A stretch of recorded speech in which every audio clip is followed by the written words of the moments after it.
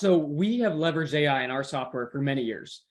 From conversational AI and chatbots to agent assist knowledge suggestions and knowledge delivery. We have a fairly robust set of AI tools throughout the platform today, but the evolution of generative AI in the past year, but really past 6 months, and what has happened in that space, it's changed the game for what's possible.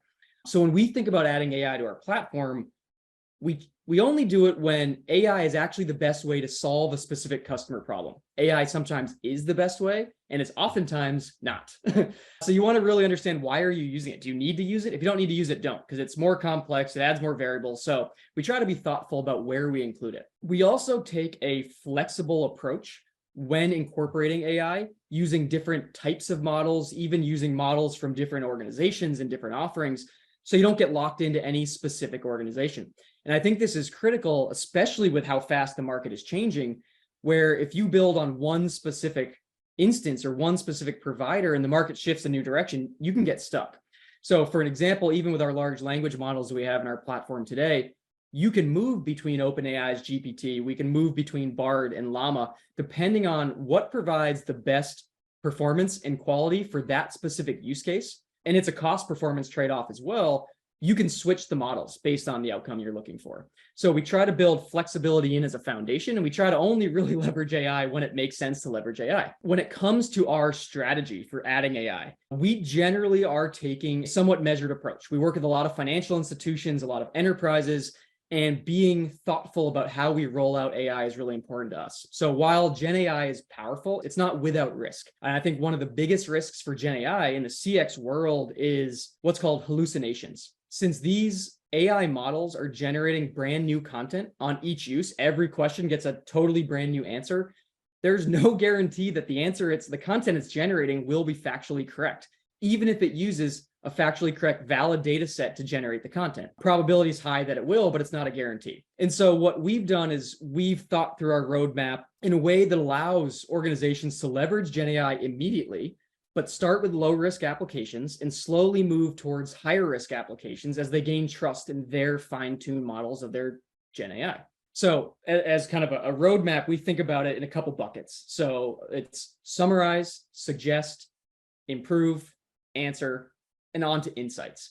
So what does that mean? First, we start with summarization. The lowest risk you can. Take all the emails in a thread and just tell me what happened, or take all the interactions for this customer over the last 6 months. Give me a summary of how are they? Do they have escalated cases? How are they feeling? What's their sentiment? Just tell me what's going on. It's low risk because it's not customer facing. It's internal only. You're likely not making major decisions based on that data, but it does save a lot of time manually writing up those summaries. So we start with summarization. Then we go to suggesting. So now all your data is flowing, you fine tune your models, and we start to bring answers to your users, your internal users, using your content. Hey, I see you're chatting about this. This might be helpful. Check out this article. Look at this answer. Or give them a place where they can just ask a question and it can deliver the answer directly back to the frontline agent, the person helping and delivering the customer experience. So you still have the human oversight. You're not delivering anything directly to a customer.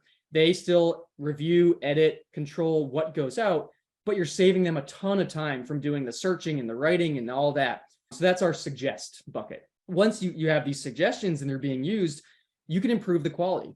So you have training consoles where you can go and you can see the system will generate questions that it derives from all your customer questions and a suggested answer. You can edit the answer, you can tweak it, you can refine it, you can accept it, and all those feedback loops helps make your models better. And the further you tune your models, the better answers you're going to be delivering. So as you start to train them and tune them, and you see the quality increasing over and over for your internal users, now's the time you extend it out to customers. And this is our answer bucket. Let's answer customers directly. So a live chat in your website, you open up Gen AI to respond directly to customers. An email comes in, you can generate the email, and maybe you start with somebody reads it, reviews it, and clicks send. And someday when all they're doing is clicking send over and over, just automatically send the email. And so once you have the trust in the system and the quality, you can move to that automatic answer phase. And then finally, insights. You have all this data, you have these messages flowing. You want insights in what's going on. So actually, can you ask your data questions in natural language? What are my most escalated topics? What are customers most concerned about? And get answers and charts back to you without having to do heavy data lifting, data analysis, Excel work, and all of that, you can get that from natural language that pulls out. So that's kind of the trend of how we think about incorporating AI into the system and rolling it out with new organizations that are starting on their Gen AI journey. And so a little bit, we think about AI horizontally. We take a horizontal approach to AI. So we have a unified data layer and a unified AI layer that spans all of our modules. And so each module that we have will have AI capabilities built into it. So a couple examples of what this means. Our CX Manager module, that's where you can summarize interactions, summarize journeys, summarize entire customer histories.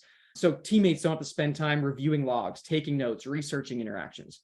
That's where you can generate email responses. So a teammate doesn't have to review 75 emails on the chain. They can just say, hey, tell me what this was about, generate the email, review it, and click send. You just saved 10, 20, an hour on that one single customer interaction.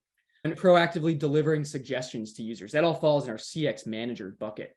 In our conversations module, virtual assistants, just let the Gen AI actually generate these answers, interact directly with your customers. In our knowledge module, what if you could type in a few bullets and hit generate, and it generates a full-length technical writing content in your brand voice with good grammar and everything you want to do. So now your content is consistent across all the different people writing content. You still need SMEs. You still need the people to own the content, decide what to write about, but you can have consistency in grammar and formatting and brand voice across all your knowledge that's public to your customers. So those are a few different examples about how Gen AI will start to be infused into our various modules. And that was a lot. Hopefully that gave you a little bit of a glimpse into how we think about Gen AI and how we're incorporating it.